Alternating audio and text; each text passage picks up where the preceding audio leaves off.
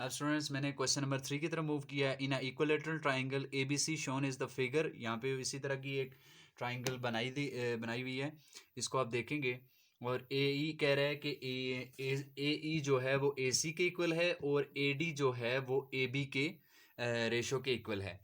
तो हमें कह रहा है कि आगे चल के find all the three angles of A D E. A D E के जो तीनों एंगल्स हैं, ई ए डी एंगल, ये आपने बताने हैं कि इसमें एंड नेम इट आल्सो, यानी कि कह रहा है कि इनके नाम भी आपने क्लियर करने और साथ ये बताना है कि ये तीनों एंगल जो हैं ये आपस में बराबर आ रहे हैं। ठीक है, तो ये थोड़ा सा अभी आप देख रहे हैं। आगे हम चलते हैं। ए डी सबसे पहले तो हम लिखते हैं यहाँ पे गिवन। ठीक है, स्टेटमेंट्स मैं नहीं लिख रहा, वो आप खुद लिखेंगे। गिवन में देखें कि ट्राइंगल दे दी गई है ए बी सी। देखें, जब ट्राइंगल ए बी सी दे दी गई है तो जब भी कोई इक्वलेटरल की बात करेगा, ए इक्वलेटरल है तो इसकी ये साइड और ये साइड, यानी इसकी तीनों साइड्स आपस में बराबर। यानी देख लें आप, ए बी जो है वो ए बी सी, ये नीचे वाली, और फिर ओवरऑल बात हो रही है ए सी की, तो तीनों साइड्स बराबर है। तो इक्वलेटरल ट्राइंगल की बात ही यही होती है कि उसकी तीन साइड्स भी इक्वल होती हैं। The three sides are equal and the sum of the angles of the triangle are equal. तो उसके जो सम करने हैं और सारे भी जो एंगल होंगे वो एक एक एंगल, जैसे ए एंगल है, बी एंगल है, सी एंगल है। मैं ऐसे मिसाल दे देता हूँ, angle A is equal to angle B which is equal to angle C. तो इन तीनों का सम करने पे 180 आएगा, लेकिन इन तीनों का सम जो है वो इक्वलेंट होंगे ये सारे। जैसे फर्ज करें हमें ओवरऑल अगर कोई इक्वलेटरल ट्राइंगल देता है तो हम कहते हैं कि सबके एंगल्स अगर 60 की बना रहा है तो 60 के होंगे। तो फिर वैसे अगर फर्ज किया जाए तो सारे एंगल जो उनसे होते हैं वो 60 के ही होते हैं, तो टोटल सम करके 180 आ जाता है। तो हमारे पास सबसे पहले तो एक ए बी सी क्या है, इज इक्वलेटरल ट्राइंगल।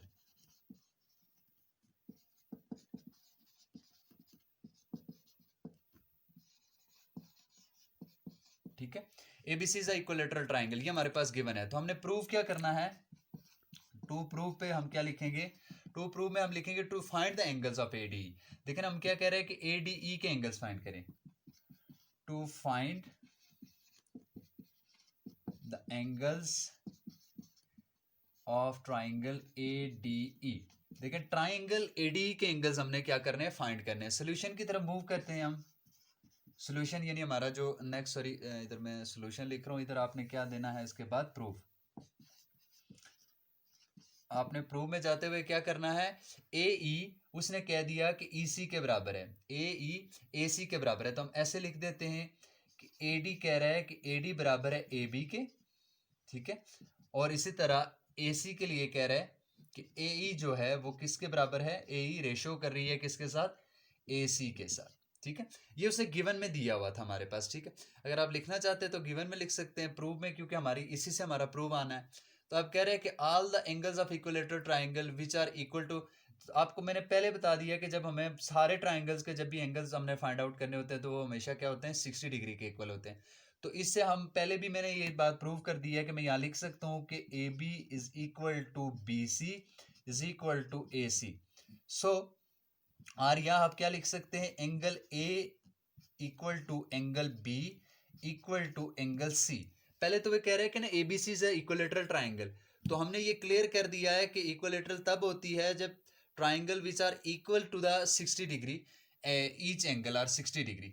तो हर एक एंगल अगर 60 डिग्री है तो बीसी और डीई, बीसी और डीई, ये तो आप पहले भी समझते हैं कि बीसी पैरेलल थी किसके, डीई के, क्या थी, ये पैरेलल थी। ये आप लिख सकते हैं। अगर आप एंगल को डिफाइन करना चाहते हैं, सबसे पहले एंगल लिख लें, ए डी ई, वो किसके बराबर होगा, एंगल ए बी सी के।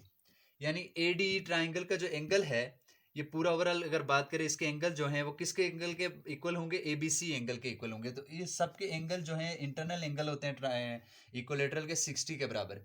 तो हम कह सकते हैं कि ए ई डी, अब हम इस साइड से लें, ए ई डी की साइड से ए ई डी, तो ये किसके बराबर हो जाएगा। अब इससे कैसे लेंगे, ए सी बी, दूसरी साइड को भी अगर मूव करें, ये देखें ऐसे आपके पास जो एंगल बन रहा है ए सी बी। ठीक है, तो एक आपने अभी थोड़ी देर पहले एंगल निकाला है, ये ऊपर वाली के लिए वो कौन सा निकाला है, ए ई डी। तो ये दोनों एंगल भी आपस में क्या हैं, एंगल ए सी बी ये भी क्या होंगे 60 डिग्री होंगे, ठीक है। तो एंगल ए, अगर हम सपोज, ये मैंने पहले भी क्लियर कर दिया है कि एंगल इसके 60 के बराबर है, तो एंगल ए भी 60 है, एंगल बी भी 60 है, एंगल सी भी 60 है, डेफिनेटली इसके फाइंड आउट करने, यानी डी और ई को फाइंड करना है। तो हमारे पास 60 डिग्री एक तो अवेलेबल है, क्योंकि इक्विलेटरल ट्राइंगल में हमारे पास जो स्मॉल ट्राइंगल है वो भी सेम आ रही है ना।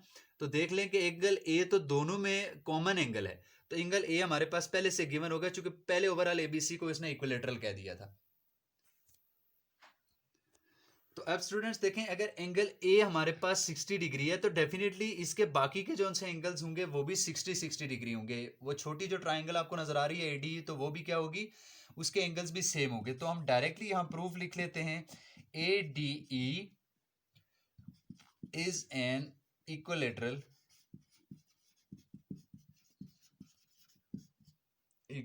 ट्राइंगल। तो हम ये प्रूव कर चुके हैं कि ADE भी क्या है, एक इक्विलेटरल ट्राइंगल है। समटाइम्स स्टूडेंट्स के माइंड में ये बात आ रही होती है कि हमें स्टेटमेंट से कैसे जजमेंट होगी कि कौन सी बात को कौन सी प्लेस पे रखना है। चूंकि अभी आप लोग फर्स्ट टाइम थ्योरम्स कर रहे हैं, या इस तरह की कोई ट्राइंगल्स को डिस्कस कर रहे हैं, या स्टेटमेंट्स पढ़ रहे हैं, या ज्योमेट्री की तरफ आप ड्राइंग की तरफ मूव कर रहे हैं, तो ऐसे आपको एग्जैक्टली इन चीज़ों की बहुत अच्छे से समझ नहीं आएगी। लेकिन इतना है कि आपको समझ आना शुरू हो जाएगी थोड़ी थोड़ी चीज़ों की, कि इक्विलेटरल क्या चीज़ है, पैरेलल क्या चीज़ है, और एंगल्स क्या चीज़ है, इस तरह से रेशो क्या चीज़ है, ये जो इस चैप्टर में जो स्पेशली चीज़ें डिस्कस हो रही हैं। तो ट्राइंगल के बारे में ओवरऑल सारे बच्चे ही जानते हैं, और भी चीज़ों में यूज़ होती है ट्राइंगल्स। तो हम ट्राइंगल को ही डिस्कस कर रहे हैं, तो इसमें मैं थोड़ी सी थ्योरी में रखूंगा कि जो जो चीज़ें बेटा ट्राइंगल के अंदर अवेलेबल होती हैं वो इजीली आप लिख सकते हैं, और वही चीज़ें लिखी जाती हैं, उसके अलावा बाहर से कोई अपनी तरफ से कोई एलिमेंट नहीं लिखा जाता।